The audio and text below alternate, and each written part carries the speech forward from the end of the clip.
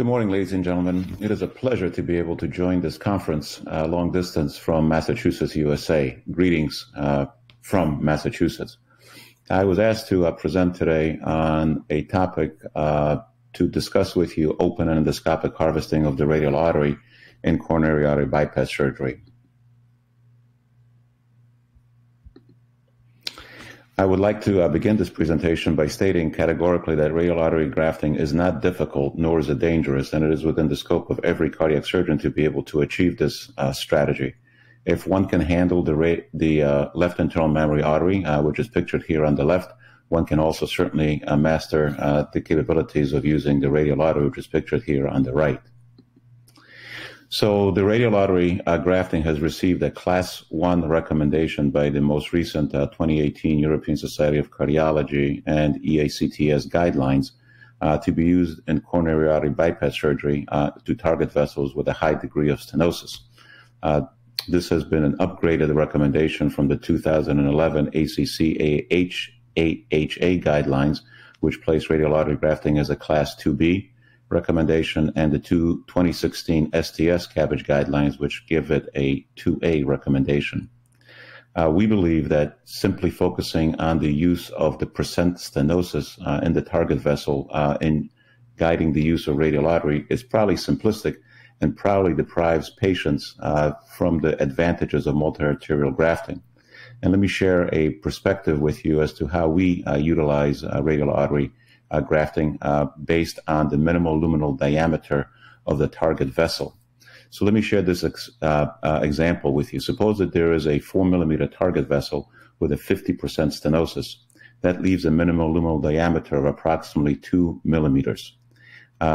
Let's say that we have a radial artery graft that is also 2 millimeters in diameter. That means that the minimal luminal diameter of the target vessel is essentially equivalent to the diameter of the radial artery. And under these circumstances, I would anticipate that the patient would have some competitive flow issues, and we would utilize a saphenous vein graft and not a radial artery.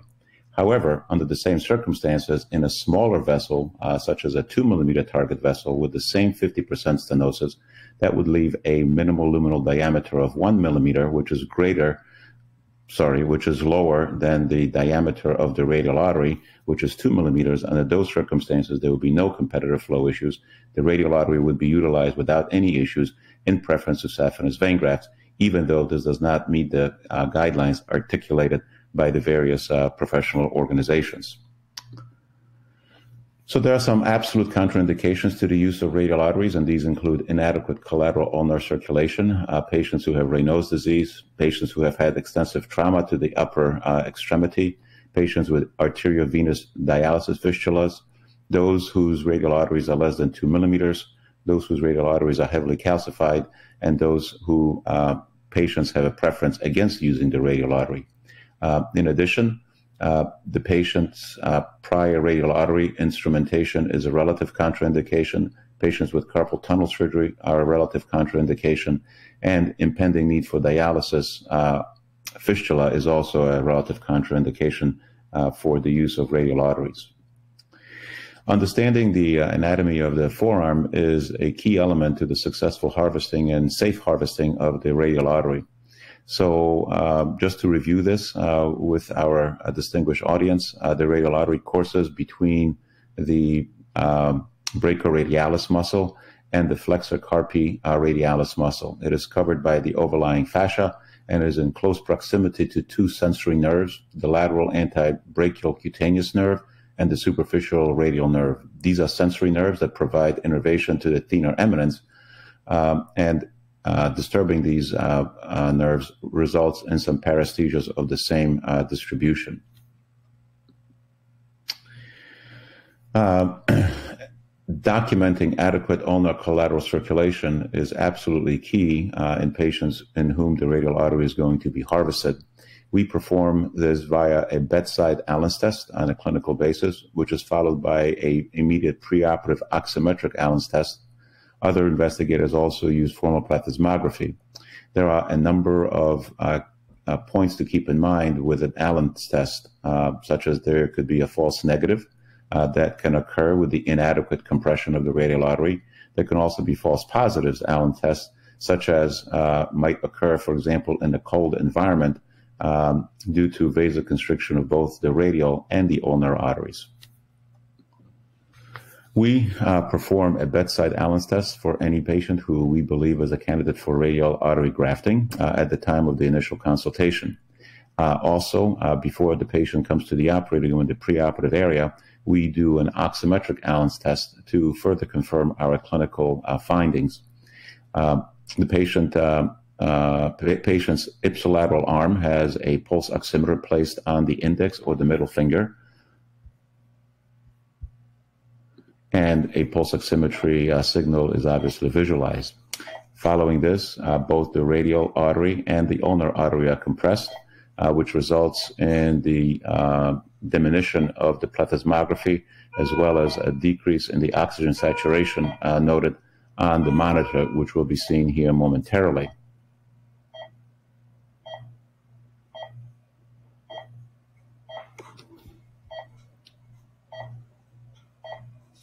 Once the oxygen saturation has decreased, the radial artery continues to be compressed, but the ulnar artery pressure point is released with a rapid reappearance of both plethysmography and oxygen saturation values, which indicates adequate collateral flow. With this approach, we have never had one episode of ischemia of the upper extremity following removal of the radial artery. The patient is positioned normally in the operating room as any patient for a CABG, with the left arm being placed at a 90-degree angle on an arm board. The patient's left upper extremity, chest, abdomen, lower extremities are prepped and draped in the usual sterile fashion. A pulse oximeter is applied to the index finger of the arm in which the radial artery is going to be harvested. The hand is wrapped in a sterile towel, which is fixed to the arm board, fixing the arm in place. In addition, the wrist is hyperexpanded on a rolled towel to facilitate harvesting of the radial artery. Subsequently, a steri-drape is placed onto the prepped arm, fixing the arm further in place to the arm board, and also it permits the creation of a sterile field with a half sheet being deployed on the superior aspect of the arm board, which facilitates a nice area for which either endoscopic or open harvesting instruments can be stored. The patient, again, is positioned in such a fashion so that both the left internal mammary artery, the left radial artery, and supplemental vein grafts can be harvested concurrently, thus expediting the course of the operation. Should only one physician assistance be available, then the radial artery can be harvested initially, followed by the harvesting of the left greater saphenous vein while the patient is cannulated for cardiopulmonary bypass, again, expediting the process of the operation. Open radial artery harvesting is initiated through a curvilinear incision just distal to the elbow and several centimeters proximal to the wrist crease. This is a curvilinear incision that parallels the course of the radial artery. The pulse of the radial artery at the wrist and the pulse of the brachial artery at the elbow serve as convenient landmarks between which the incision is extended. The fascia between the brachioradialis muscle and the flexor carpi radialis muscle is open, exposing the radial artery in its entirety.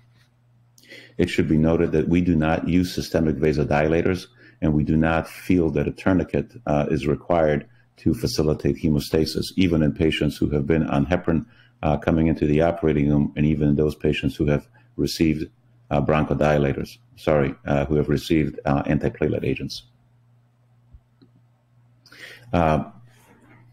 The branches are either clipped or ligated. The vessel is harvested in a pedicled fashion, and when all branches are ligated, a atraumatic clip is applied to the distal aspect of the radial artery, and pulse oximetry changes are noted. If no changes are made and defined, then the radial artery can be extracted. Following extraction of the radial artery, the radial artery is prepped by cannulating of its proximal end with a fine-tip olive syringe, and the distal end is spatulated. Endoscopic harvesting is performed in a similar fashion via a finder incision at the wrist. An endoscope is inserted. We use a McKay platform, which is also utilized for our saphenous vein harvesting. A tunnel is created. CO2 is insufflated. A fasciotomy is performed following the management of all branches and ligation of all branches via electrocautery. A stab and grab is performed, whereby the radial artery is exteriorized through a small incision just distal to the elbow. It is ligated and transected, and the proximal stump of the radial artery is visualized and inspected for hemostasis. Following this, the radial artery is delivered into the proximal incision point. It is transected and ligated and prepared in stand fashion to serve as a graft for coronary reconstruction, as with the open procedure. The procedure offers excellent cosmesis. There clearly is a learning curve for the endoscopic harvesting. As we can see here, our experience from 2011 to 2016 shows that as our experience with the endoscopic harvesting continued, the endoscopic harvesting times essentially declined to the time that were compatible with the open endoscopic harvesting. And in that, I would like to close and thank you for your attention. Hi, Thomas. Thank you for this excellent presentation, and thank you for being with us today. So I have one straight question. Is the radial easier or is better compared to the second ITA?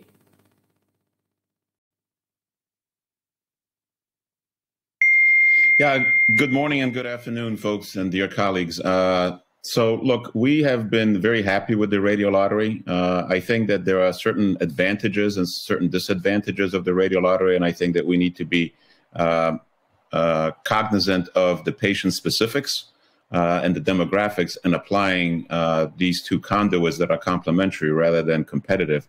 So my sense is that clearly from a patient operative duration perspective, the radial artery can be harvested concurrently. There are clearly no issues with deep sternal wound infections, and I think that it can be used. It's a lot more of a surgeon-friendly graft than the beta. It can be used extensively as, sequentialized grafts, and essentially we now utilize the endoscopic approach in 100% of our patients. We have not used an open radial artery harvest probably in 2 years. As you know, I have taken a position at the University of Massachusetts approximately 3 years ago, and we went from essentially 100% open approach to 100% endoscopic approach. And that transition does take a little bit of time, but it certainly offers a lot of advantages for the patient from a cosmetic perspective. Thomas, I'm delighted to see you. I got a question from the audience, and that is, would you refrain from using the radial artery if the same was used for angiogram within the same admission? And if so, what would be your waiting time? How long would you have to wait until you can use it for grafting? Theo, that's a great question. I think it makes sense given the publications that we have had with results of radial arteries that have been instrumented, that have shown decreased patency compared to those radial arteries that have not been instrumented. So our preference is not to use that radial artery during the index hospitalization during which the radial artery was instrumented. The other part of that question is to how long will those potential endothelial changes raise the risk of premature graft failure, that has not been well defined. My sense is that probably 3 months would make sense, although that's a very subjective and anecdotal experience with really no good data to guide the surgeon as to what is the appropriate period of time during which this risk of premature graft failure is mitigated. So I don't know the answer to that question. Thanks. The last question from the floor.